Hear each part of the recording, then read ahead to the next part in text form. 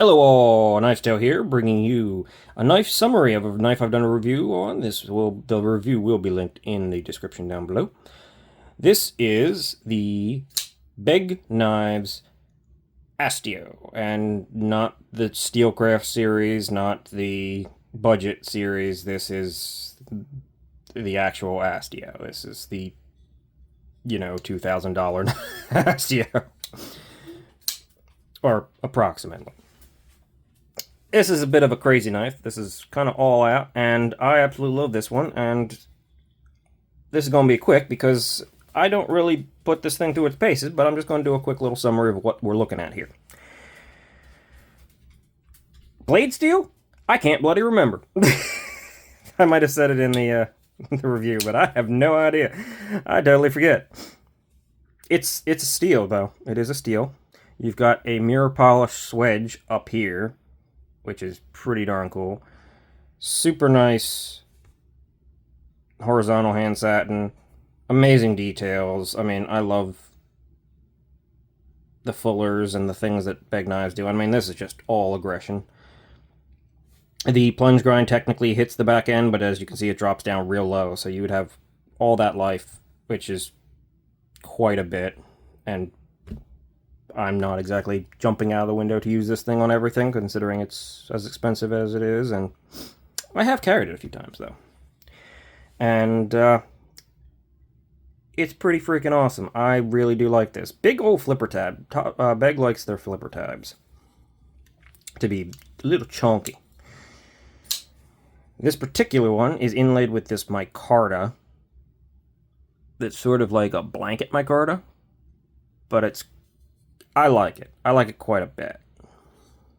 You've got pivot collars that are jeweled, along with a clip that has been jeweled, titanium, and a backspacer that is jeweled, both sides, inside and out,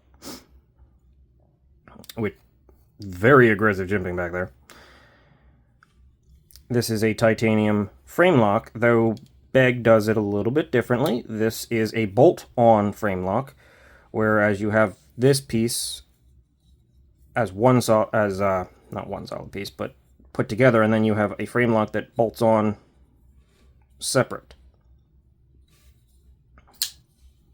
I guess could be replaced or worked on or something like that if anything ever happens to it, with a little bit more milling and detail in there.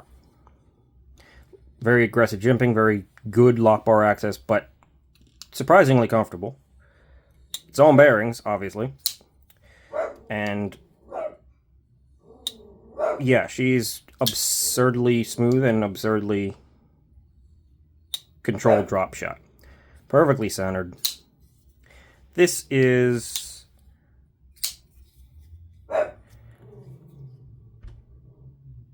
elegant, aggressive, tactical. I mean, it's kind of everything, right?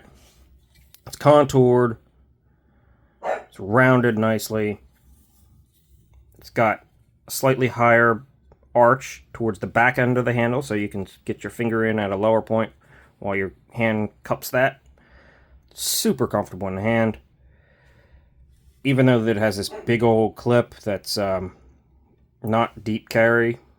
I mean, it's kind of deep carry. It's on an angle. Like, that much of the knife tends to stick out of your pocket. It's not really deep carry. With the old Begg ball, that, even though this thing is tight, somehow works really well.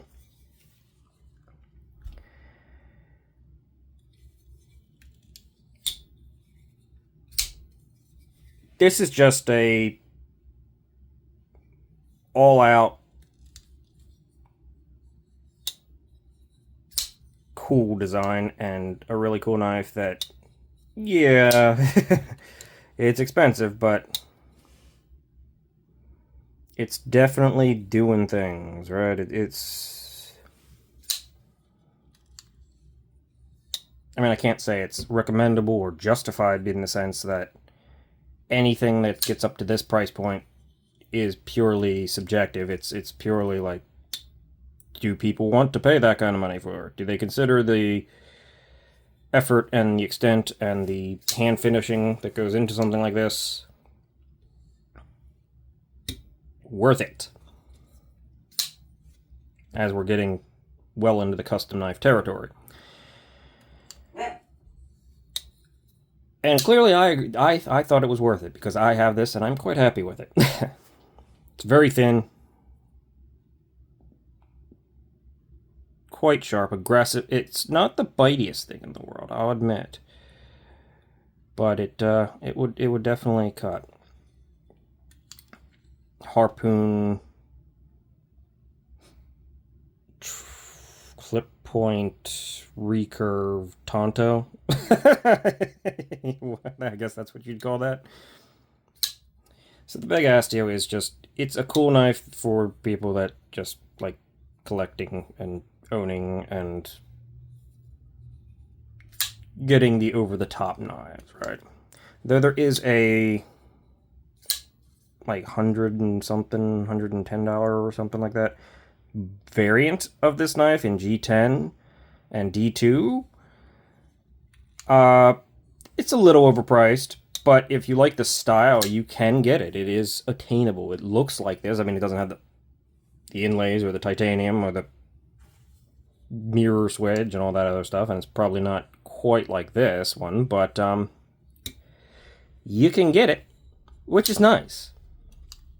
And maybe I'll link that down below for anybody who's interested, because from my experience, I've had 2 of their budget line sort of things. I say budget, but they're not really budget, and they do feel like they're doing a little bit extra over your standard budget knife, and there's definitely more complexity because they have the bolt-on lock bars and stuff. Well, some of them do.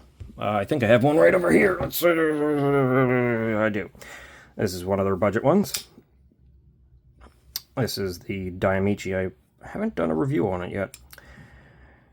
They definitely feel like they're doing something a little bit extra with their budget knives. I don't know if it's the over $100 price point extra, but